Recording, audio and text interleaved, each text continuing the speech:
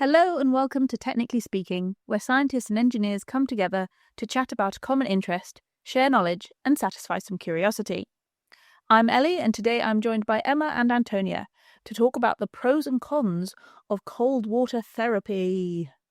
Dun dun dun. It sounds ominous, but Emma, you brought this idea to the team. What was your reasoning for this? So I love a cold plunge, and especially a sauna cold plunge combination. But just a little wild swim in the cold, I really love. I think it's invigorating. I feel energized. I want to say I sleep better, but sometimes I do it at the end of a hike, so maybe I'm just tired. So I just want to know if it's kind of like fact or fiction, myth or reality over whether there's any science behind it actually making me feel good and me enjoying it, or maybe I don't know, want another excuse to try and do it more. Although I don't think it's stopping me getting ill, because I have definitely just almost recovered from an illness. So I don't know about that one, but I'm sure we'll get into it. We'll get into it for sure. How about you, Antonia? Are you a cold plunging nut like Emma, or are you sticking to the warmer side of things? Oh no, I am the last one to go into a pool because it's just too cold. And yeah, it just seems counterintuitive. Yeah, I just don't understand how being cold works for that. But you see athletes do it. That's true. F1 drivers, they'll go for an ice bath, but then that might just be because they're too warm. But then, yeah, loads of saunas have a cold or an ice sauna to sort of alternate. And I've tried that. That was nice. But straight up, just sitting in an ice bath seems... It's not for you. Terrible to me. I would agree with you there, 100%. I think going for a nice cold swim, very different from like plunging myself into chilly, like a bathtub of cold water, sounds horrific. But let's get into it. So what actually is cold plunging? What are we talking about? Because we've mentioned saunas, we've mentioned going straight in. What's the general gist? So I actually Googled it to look at the official definition, and it was submerging yourself in water from a temperature of 10 to 15 degrees, but it can be as low as like 4 degrees. And I've seen some people even do it in like iced over lakes, and I think that's a bit crazy. Also because I think at that point I'd be just scared of something serious happening. Yeah. Yeah, no, I did also see in a controlled manner people doing cryotherapy where it's like minus loads of digits for like a very short blast. Oh dear. Anything, I think when you said 10 to 15, I was like, okay, maybe that's bearable for like a short time. But four can get in the bin. That sounds horrid. Yeah, I think I swam in a loch that was 16 degrees. That felt a bit tropical after like a few minutes. Interesting. So I think that's very much on the warm end. I think 12 degrees, 11 degrees, I do think is very freezing. Like I'm just dipping in at that point. Yeah, because how long are you staying in? Let's say you've been for a nice hike, you've got to the lake. Are you just going in for a couple of minutes? Are you staying in for like a half hour, like pool, swim around, look at the nice scenery? I think it depends on the temperature. So I'll always look at the temperature before.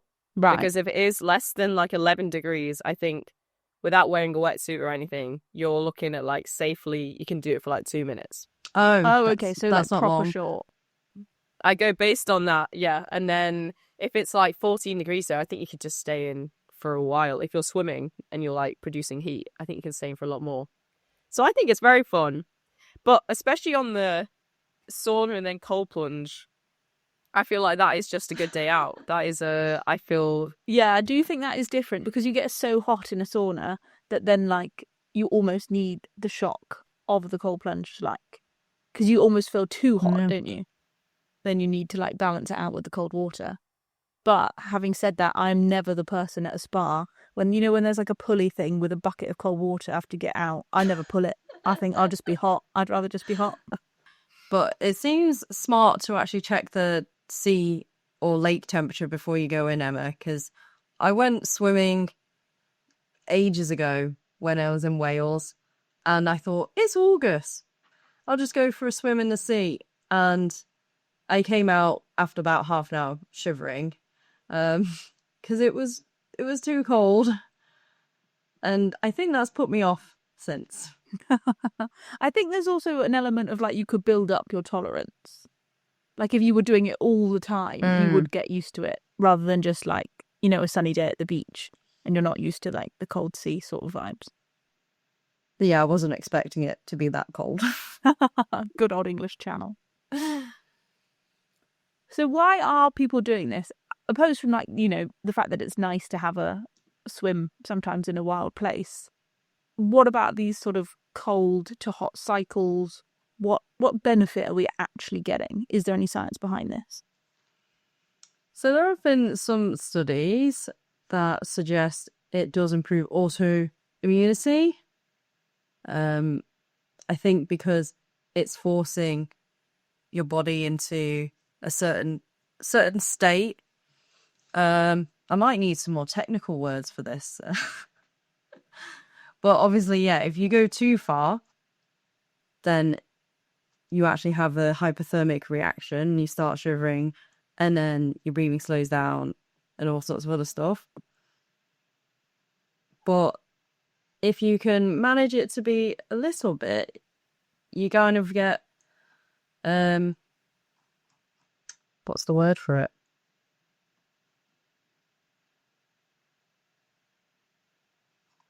I don't know.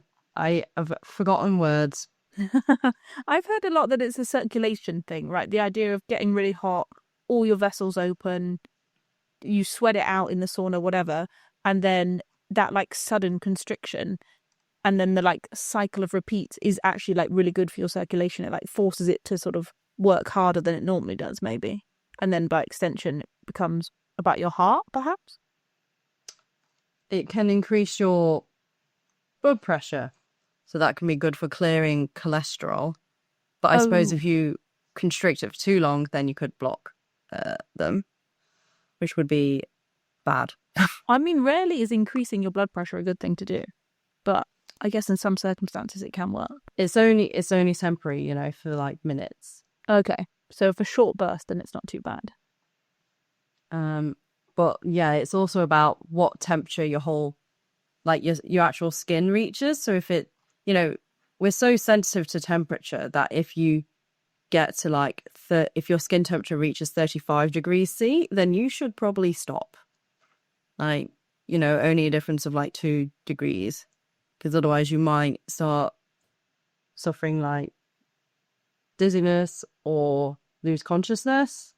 Yeah, that's always the risk with saunas, isn't it? They say you can get very dizzy because you become dehydrated, and then can be quite dangerous for some people. But there must be more pros. Has there been any other research in this? I heard that it was like a good thing for your like brain health, even. Yes. So as a person who loves them and is searching for good things, but I will have a balanced argument. Yeah, I'd heard a lot actually in my research about heat shock proteins for another thing. But I found a study, and there was a big study on like 2,000. What's important is Finnish people on the health outcomes of saunas, or as they would say, saunas. And they found that there was a 40% decrease in risk of cardiovascular disease and neurodegenerative diseases for people that went to the sauna multiple times a week, for example, 4 times a week, compared to just once. And then there was a study in the UK with less people, like 22 people, which I think is quite small, that essentially said the same thing, but they provided a bit more science behind why these heat shock proteins can prevent neurodegenerative diseases. And the reason is so you have a heat shock protein, or it's sometimes called in literature HSP, and they respond to heat stress, and they get overexpressed when you go through heat stress. So in a sauna, you experience that, and I imagine cooling you down and a cold plunge brings you right back to normal again. And then you go back again and you have this overexpression of these heat shock proteins. And they actually help to prevent protein disorder. So that's when your proteins unravel. And it's that, in essence, that causes Alzheimer's and different neurodegenerative diseases. So they're kind of like a protective mechanism that you get lots of when you have loads of this repeated heat stress. So in general, it's a good like preventative thing. It's, I think, the science behind why people think that it's good for you. But whether that, I don't know, a sauna a week you do when you're in your 20s will really affect you that much when you're in your 70s, I don't know. I guess I'll find out. I love the idea of these Finnish people going to a sauna like 4 or 5 times a week. I think maybe if I go to a sauna 4 or 5 times a year, I've done quite well. Well, I think in all of the Finnish apartments, there's like saunas. So this is one of the critiques of this study is like, it's a lot more accessible for people in Finland to go to the sauna. And for the people in the UK who have the time to go, 4 to 5 times a week, is that because they have a maybe less stressful or less demanding job, which is maybe more flexible, so they have time to go? So maybe that's why they reported, these different statistics of them being less stressed or whatever. Maybe they just have a less stressful job. Maybe the sauna isn't doing anything. Maybe, yeah. They're just a less stressful overall lifestyle. To be fair, I think if I went to a sauna 4 or 5 times a week, I would be less stressed in general. It does sound very nice. I think it's really interesting about the heat shock proteins. I didn't really ever consider that. I never knew that was a thing. I think in general, you don't want anything to unravel your proteins. And these are kind of proteins that help keep everything together when it needs to be, which is quite cool. Yeah, I think it always comes up when people are talking about Indiana Jones. Maybe this is a bit of a side quest. But in Temple of Doom, where they're eating the brains, like loads of people are like, don't eat brains because brains have prions. Oh, which yes, are like the prions. The disordered proteins that can cause major damage because your body doesn't know how to respond to them. I mean, that's from a alien source. I love that. Not from your own body, but essentially when things lose their structure, they can't perform the task they need to. So with Alzheimer's, I know it's a disordered protein that kind of causes that. So I think I can see the links that are happening, but I don't think it's a very causation argument. Yes. As far as I can see. I feel like even if you went into the sauna multiple times a week, you would still have, there's still a risk that you could get one of these conditions later down the line. What I did find was interesting, though, in one of the studies I found, was a researcher in the UK who was basically anti-cold plunge.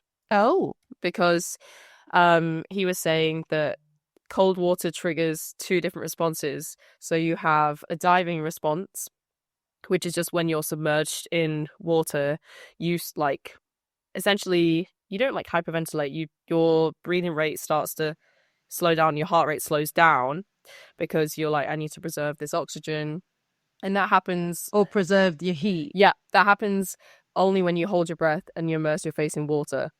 So that would happen in a cold plunge. But also you have the cold shock response, which kind of fights to keep you warm and keep everything moving quickly. So your heart's getting these 2 messages, which are saying slow down, speed up. And he was like, that is a very dangerous combination.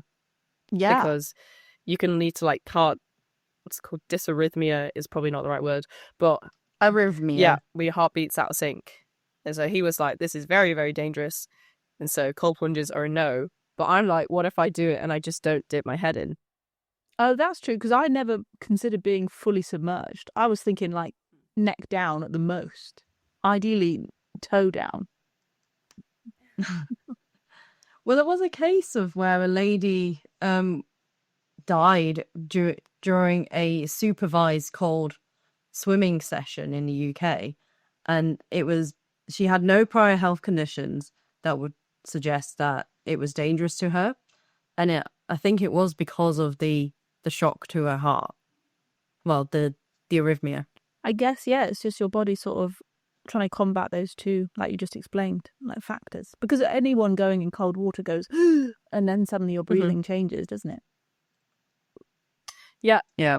I've only noticed it once though, where I've been in cold water and I've actually been like fully had to take a breath in, and that was in the sea. Is that because you are steeled against it though? You're not anxious about going in, Oh, that's true. so you don't have that stress response. Yeah, I'm definitely not anxious about it. Also because I think I'm quite safe. I'm not really like scared of something might happen. But I think sometimes I do like to take my time to get in. I'm definitely like cold plunger is probably not the right word. Cold, like slowly getting into the water, Slowly wading. Yeah, Have you seen? But maybe that's the safer way. Maybe give that yourself time to adjust. actually allows your body to adapt. Rather than like, because you see people in like Nordic countries, they get out of the sauna and then they run and they like jump fully into a lake, and then that would really shock you, I think. Horrible. We mentioned before also about immunity, if there's any sort of like benefit to stop you getting sick. Emma's not super convinced. Antonia, did you learn anything about this? I read about a study, and so it's a more accessible way to getting your cold water treatment. In the Netherlands, they did a study on 3,000 people between 18 and 65 without any particular health conditions, and they randomized how long they would have a cold shower for. So it was between 30, 60 or 90 seconds, and they would do that for 30 days if they could. I mean, there was a kind of, you do see some people not exactly adhering to it because it's cold shower, but I think they said on average the temperature would have been about 10 degrees C, and they did a regression model to kind of account for the population variety, and they think that it reduced sickness absences specifically by 29%. Oh, that's quite high. I tried to read the numbers and I didn't quite see it myself, but I think there must be some other statistical magic happening in the background, because it didn't really change how many days people were sick. It was how many days they took off work. Interesting. So they're saying that's more severe then. So like if you're a bit unwell, you'd still go into work, but if you're taking the time off, then you really feel rubbish. I think so. I think, that's the only way to interpret these results, I guess, because they have so many people in the study that they kind of hoped, it's all self-reported as well. So it's whether they're not really going to lie about it. No. Because they have no incentive to. That's true. But then I suppose it doesn't account for things like how many paid sick days you have, or, Yeah, it'd just be whatever the sample of the Dutch people they picked. But it's interesting because it definitely seems like something I could do rather than trying to find a loch to wild swim in the middle of Manchester. In the middle of Manchester. You'd have to go in the quay and then you'd never come out. Go in Sulphur Keys or the canal or the Absolutely river. Not. Oh, I don't trust what's in there. I wonder how it works though, if there is any science to that, because I always felt like having a cold shower makes you, like the old thing that you'll catch a chill if you get caught in the rain and all of that sort of thing. So I wonder if there is any way that works on your cells or something because it's not like you're exposing yourself to anything that would make you more robust against a virus or a bacteria, but maybe it just improves your overall well-being. I don't know. That's really interesting. Yeah, they didn't investigate what the sort of biological mechanisms were. They just saw the input and then the output, I suppose. Yeah, I suppose that's true. Also, nothing would persuade me to have a cold shower. My showers are scalding, and that's the way I like them, even in the summer. Oh, see, I can't do that because I start sweating as soon as I come out. No, I'd rather I'd rather just go back in. Multiple showers a day. I can't do a cold shower as well, to be fair. But my regular shower temperature, I think, is like the midway point. Like, I'm not like a hot showerer, but I'm not turning the tap to cold. We take it so seriously in this house that if I have a bath, we have, instead of, like a meat thermometer, we don't keep it in the kitchen, we keep it in the bathroom so I can measure the temperature of the bath. So it's the perfect temperature when I get in.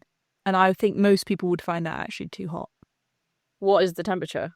Like 43 degrees. Oh, wow. I don't measure the temperature enough to know, but I feel like the safety on my shower is 40 and I don't go past it. I think most hot tubs are like set to 40. So whoa. Whew. Yeah, that's crazy. A hot shower. But then I do always worry, like, is that bad? But I think as long as you like don't pass out, because obviously hot water can make you quite dizzy. If I'm led down in it, I think it's the same as you, Emma. It's just the opposite way around. I have hot tolerance and you have cold tolerance. Yeah, that's a good point. I mean, I would love to be able to flip the shower to a cold and have a little, that could be my cold plunge, but I feel like I enjoy the nature aspect of it as well. I feel like maybe that's also what I enjoy about it, because it's like I get to, I don't know, look at the map and be like, I've swam in these places and they all look different and you see it from a completely different view, which is maybe also the reason. But I also just love it. There's a place near me that does like a sauna and a cold plunge. And like I said, like that's just a good day out. Yeah. It's a nice little coffee afterwards. It's gorgeous. I think that's a well-being thing then, isn't it? Rather than like a serious science-backed sort of benefit. It's like a mood booster. You feel better regardless of like if it's actually doing you, in quotes, good for There your have cells been or whatever. findings that it does improve mood, though. Maybe because of the stress response, you release some cortisol, and then maybe endorphins afterwards after you're safely out of the cold water. Yeah, I mean, I think that's absolutely true. I would believe that. I'd buy that as a speculation. But Emma, do you ever just use it for post athletic workout treatment like athletes do? I mean, I haven't on purpose been like, I'm very injured right now, so I'm going to go for cold plunge so I get less injured. But if I'm doing it after like a really long hike anyway, I guess that probably is helping my legs without me knowing about it. And then the next day I always feel fine, but maybe that's because I'm like, I always want to go for a little plunge afterwards, but maybe it's secretly helping me and I don't even know it. But I do know like loads of athletes that do it. I mean, I even remember when, I think it was for Comic Relief, like Sarah Cox was running like an ultramarathon a day or something. And she would be like presenting the radio from a cold bath. And I feel like that was like, her trainers were like, you've got to make sure you do a cold bath every day because it like stops the swelling. Like it makes sure that you can actually run the next day. So I think maybe the society have like taken from what the experts are doing and been like, well, that's going to help me recover from my very, very small walk when maybe we don't need it. But I feel like it helps. I feel like it's doing something. Maybe not. I think it must be doing something. Yeah, because that's another like problem associated with various health conditions is inflammation. Yeah. So is that perhaps helping with inflammation and therefore helping recovery? Yeah. It's a good point.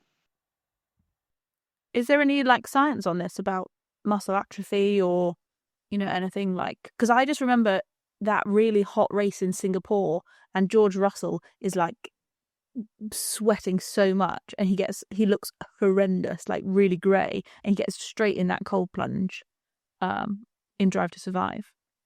So that must be either just because he was really hot or that must be a muscle thing. Yeah, I'm not sure what that was. Maybe that was just him being really hot. Because I feel like I don't know how much muscle. I feel like I need to look at like a runner study or something that's like super high impact and super long. Yeah, super long. Like tennis or something. This is a rather old review study that looked at hot-cold contrast for injury treatment. And they say that it seems to help in the early stages, because it reduces swelling. But they kind of concluded there needs to be more studies, and then I didn't find newer studies because I ran out of time. That's always the Yeah. conclusion, is it? We need to do more work on this. We don't know. Yeah. I think But that was 2004, so I think, 20 years on, there probably is more work on that. well, it's definitely persisted as a myth, even if it's not true that athletes are always jumping in cold plunges. Like, we believe that they are, or they're going in ice baths after like really intense workouts. And it is definitely a thing that, like muscle strain or inflammation, you put ice on it to reduce that, don't you? Like that you get told that if you went, sprained your ankle and went to any, they'd tell you to do that. So there's got to be something there. I was reading about the Wim Hof guy. Do you guys remember him? Because he was big into the cold plunge techniques. But there's a lot of controversy around him. And I was reading this article and it says what Wim Hof did is about the most dangerous thing you could do when you get into cold water. So somebody was clearly not convinced. And it was what we were saying before about the heart irregularities. And because he was like a big pusher of these like breathing techniques to like get you through the cold sort of thing.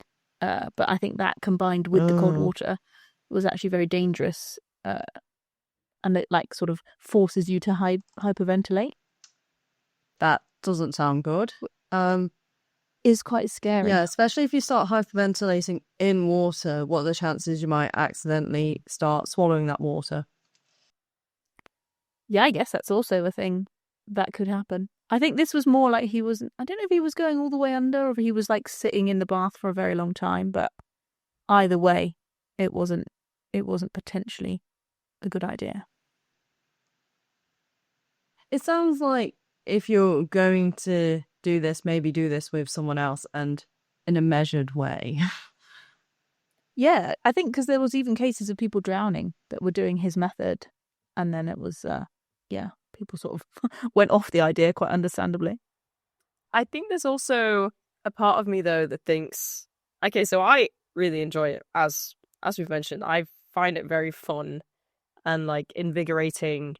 And there's a few of these studies where at the end of it, like the analysis is, not to be a physicist, but it's not very quantitative. It's like, do you feel better on a scale of 1 to, and it's a bit based on your own personal opinion. And I think just from the rush of it all, and like, I feel like it is a bit of an adrenaline rush sometimes. It is a bit of an endorphin rush. Even you're just like, I feel like I've done something good for myself. If someone's like, how do you feel? I'd go, great. And so I don't know if a lot of these studies that are kind of based off personal opinion are a bit biased / skewed because people think they're doing a good thing because it's in our heads that it's a thing that's good for you.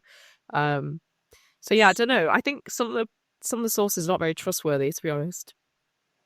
Yeah, it's all these like survey things. Like I think it's interesting to get the data, but like when you're self-reporting, how robust is it really compared to like, I don't know, taking a blood test or measuring like a quantifiable level of iron in the blood or something, are slightly different. And also, yeah, I agree. Like if you do exercise, usually you feel better because of the endorphins, right? So if you're plunging and swimming and going in saunas, it's sort of a similar process where you're feeling better. Yeah, going back to that study about the cold, just a brief cold shower and reducing work absences, they said, if you exercised regularly, that would reduce the chances by 35%. So, how do we know it's not the exercise that was giving those benefits? Yeah, exactly. How do we know it's not just people feeling smug that they've had a cold shower and therefore they feel a little bit better about everything that's happened that day when they fill in the survey? But I suppose that's one of the tough things about measuring wellness. Yeah. Is there's so much variation in the population, and if you can't work out the actual physiological explanation for the effect, then all you can do is measure the effect. Yeah, absolutely. I think we also need more like long time studies as well. Like a lot of them are based like saying they can affect, cardiovascular disease and Alzheimer's and other neurodegenerative diseases. And I'm just thinking, well, those are things that kind of happen later in life.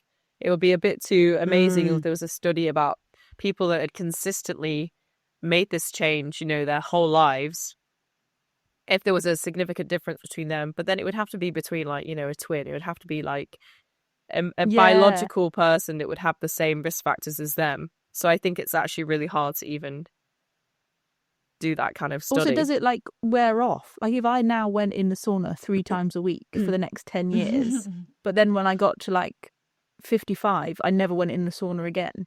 Like, how is it cumulative? Will it stay around? Will all my heat shock proteins eventually just fade away? Yeah. Unravel? Yeah, that's a good It's point. that sort of thing that you can't know that necessarily for a long time. But it is interesting. I think it is, like you said, good if there was longer term studies. There were some review papers that I saw that put in strict criteria just to narrow down what exactly is a cold plunge or an ice bath, and then had again something comparable. So some of them only studied the effects of cold plunge and didn't actually study what if you didn't. So they didn't have like a base group, control group. A control group, that's the word. And so after they filtered out those studies, there were only like 10 for them to look at that they thought were robust enough out of like 3,000 that popped up.